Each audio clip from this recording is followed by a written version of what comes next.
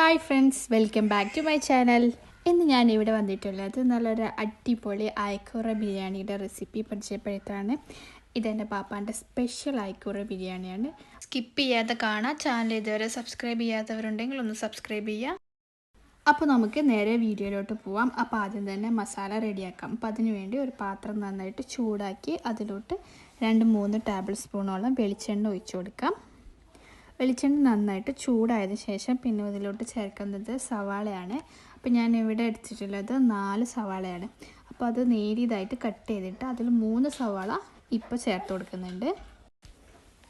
ഇനി ഇത് നന്നായിട്ടൊന്ന് വഴറ്റിയെടുക്കണം. ഒരു ലൈറ്റ് ഗോൾഡൻ ബ്രൗൺ കളർ ആകുന്നത് വരെ വഴറ്റിയെടുക്കണം.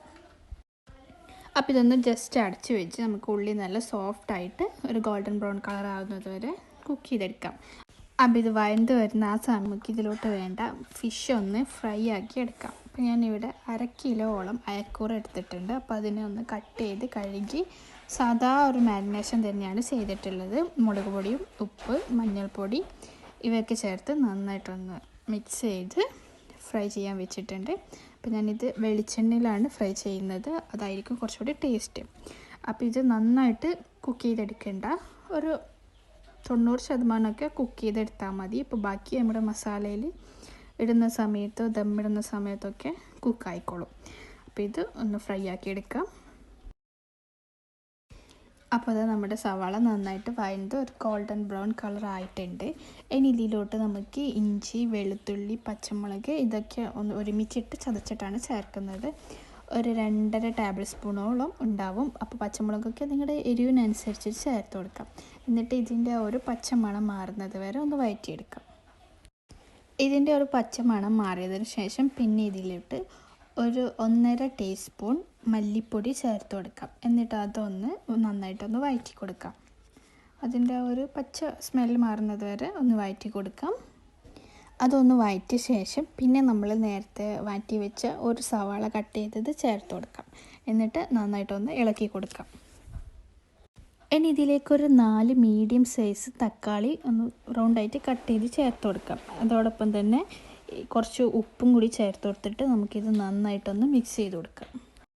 മിക്സ് ആക്കിയതിന് ശേഷം പിന്നെ മസാലപ്പൊടികൾ ചേർക്കാം. ആദ്യം 1 teaspoon fish masala powder, 1 teaspoon കുരുമുളക് പൊടി, 1/2 ടീസ്പൂൺ മഞ്ഞൾപ്പൊടി ഇതൊക്കെയാണ് ഇപ്പോൾ ചേർക്കുന്നത്. എന്നിട്ട് ഇത് നന്നായിട്ടൊന്ന് അതിൻ്റെ ഒരു പച്ചമണമൊക്കെ മാറുന്നത് വരെ വഴറ്റി കൊടുക്കാം. ഇനി നമുക്കിത് അടച്ച് വെച്ച് തക്കാളിയൊക്കെ നന്നായിട്ട് സോഫ്റ്റായി വരുന്നത് വരെ കുക്ക് ചെയ്തെടുക്കാം. അപ്പോൾ ഇതാ തക്കാളിയൊക്കെ നന്നായിട്ട് സോഫ്റ്റായി ഉടഞ്ഞു വന്നിട്ടുണ്ട്. ഇനി ഇതിലോട്ട് ഒരു ചെറുനാരങ്ങയുടെ നീര് ചേർത്ത് കൊടുക്കാം. എന്നിട്ട് നന്നായിട്ട് എല്ലാം കൂടെ ഒന്ന് മിക്സാക്കി എടുക്കാം. ഇനി ഈ മസാലയിൽ ഉപ്പൊക്കെ ചെക്ക് ചെയ്ത് കറക്റ്റ് ചെയ്തതിന് ശേഷം പിന്നെ നമ്മൾ ഫ്രൈ ആക്കി വെച്ചിട്ടുള്ള അയക്കൂറ മുഴുവനായിട്ട് ഇതിലോട്ട് ചേർത്ത് കൊടുക്കാം.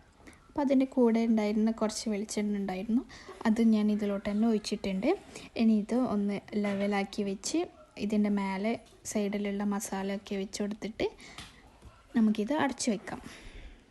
ഇതിൻ്റെ മുകളിലൊക്കെ മസാലയൊക്കെ വെച്ചതിന് ശേഷം പിന്നെ ഇതിൻ്റെ മേലെ 1/2 ടീസ്പൂൺ ഗരം മസാല എല്ലാ വശത്തുമായിട്ട് ഒന്ന് സ്പ്രെഡ് ചെയ്തിട്ട് കൊടുക്കാം. എന്നിട്ട് ഇത് നമുക്ക് ഒരു 2-3 മിനിറ്റ് അടച്ചു വെക്കാം.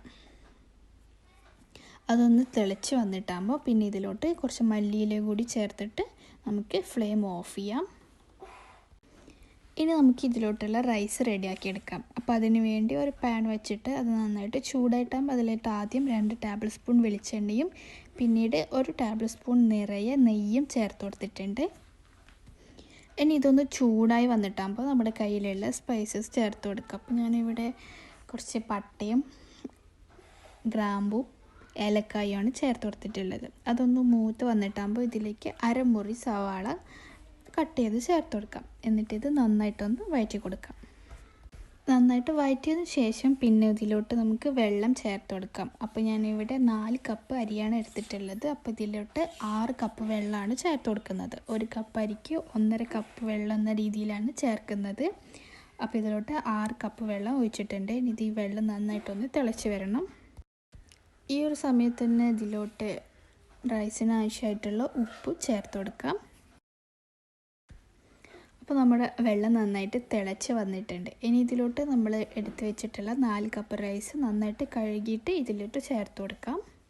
എന്നിട്ട് നമുക്കിതൊന്ന് അടച്ച് വെച്ച് നന്നായിട്ട് കുക്ക് ചെയ്തെടുക്കാം. ഇടയ്ക്കൊന്ന് ഇളക്കി കൊടുക്കണം വെള്ളം വറ്റി വരുന്ന സമയത്ത്. അപ്പോൾ അതൊന്നും എനിക്ക് ഷൂട്ട് ചെയ്യാൻ പറ്റിയില്ല, അപ്പോഴേക്കും ചാർജ് തീർന്നു പോയി. അപ്പോൾ ഇതാ നമ്മുടെ റൈസ് റെഡി ആയിട്ടുണ്ട്. ഇനി നമുക്കിത് ദമ്മിടാം. അപ്പോൾ ഇത് ഞാൻ സെപ്പറേറ്റ് ചോറ് വേറെയും മസാല വേറെയും ആക്കിയിട്ടല്ല ദം ചെയ്യുന്നത്. ഈ ഒരു പാത്രത്തിൽ തന്നെയാണ് ദം ചെയ്തെടുക്കുന്നത്. വളരെ പെട്ടെന്ന് തന്നെ സിമ്പിളായിട്ട് ദം ചെയ്യാൻ പറ്റിയൊരു രീതിയാണ് ഞാൻ കാണിക്കുന്നത്. ആദ്യം തന്നെ ഇതിലൊരു കളറ് കിട്ടാൻ വേണ്ടിയിട്ട് ഒരു ഗ്ലാസ്സിൽ കുറച്ച് വെള്ളം എടുത്തിട്ട് അതിൽ മഞ്ഞൾപ്പൊടിയോ അല്ലെങ്കിൽ യെല്ലോ ഫുഡ് കളറോ ഒന്ന് മിക്സ് ചെയ്തിട്ട് ഇതിന് മേലെ ഒഴിച്ചു കൊടുക്കാം. അപ്പോൾ നല്ലൊരു കളറിന് വേണ്ടിയിട്ടാണ് ഇങ്ങനെ ചെയ്യുന്നത്. അപ്പോൾ ഇത് ഒഴിച്ചു കൊടുത്ത ശേഷം നമ്മുടെ ചോറ് ഒരു സൈഡിലോട്ട് മാറ്റി കൊടുക്കാം. എന്നിട്ട് ആ ഒരു വശത്ത് മസാല വെച്ച് കൊടുക്കാം. അപ്പോൾ മസാല വെച്ച് കൊടുക്കുമ്പോൾ നമ്മൾ ഇതിലുള്ള മീൻ എടുത്ത് മാറ്റിയിട്ട് മസാല മാത്രമാണ് വെച്ച് കൊടുക്കുന്നത്. ഒരു സൈഡിൽ കുറച്ച് ഇട്ട് കൊടുത്ത ശേഷം പിന്നെ നമ്മൾ മാറ്റി വെച്ചിട്ടുള്ള റൈസ് അതിൻ്റെ മേലോട്ട് തന്നെ ഇട്ട് കൊടുക്കാം. എന്നിട്ട് വേറൊരു വശത്ത് ചോറ് മാറ്റി കൊടുക്കുക. എന്നിട്ട് അവിടെ ഒരു ചെറിയൊരു കുഴി പോലെ ആക്കിയിട്ട് ആ ഭാഗത്തും മസാല ഇട്ട് കൊടുക്കാം. അപ്പോൾ നിങ്ങൾക്ക് വീഡിയോയിൽ കാണുമ്പോൾ മനസ്സിലാവും. അപ്പോൾ അതുപോലെ ഇതിൻ്റെ 4 വശത്തുമായിട്ട് ചോറ് മാറ്റി കൊടുക്കുക. എന്നിട്ട് അവിടെ മസാല ഇട്ട് കൊടുക്കാം. അപ്പോൾ ഇങ്ങനെ ചെയ്യുമ്പോൾ നമുക്ക് സിമ്പിളായിട്ട് എന്താ പറയുക, വലിയ റിസ്ക് ഇല്ലാതെ തന്നെ ദമ്മിട്ട് കൊടുക്കാം. ഇങ്ങനെ ചെയ്യുമ്പോഴും നല്ല ടേസ്റ്റാണ്.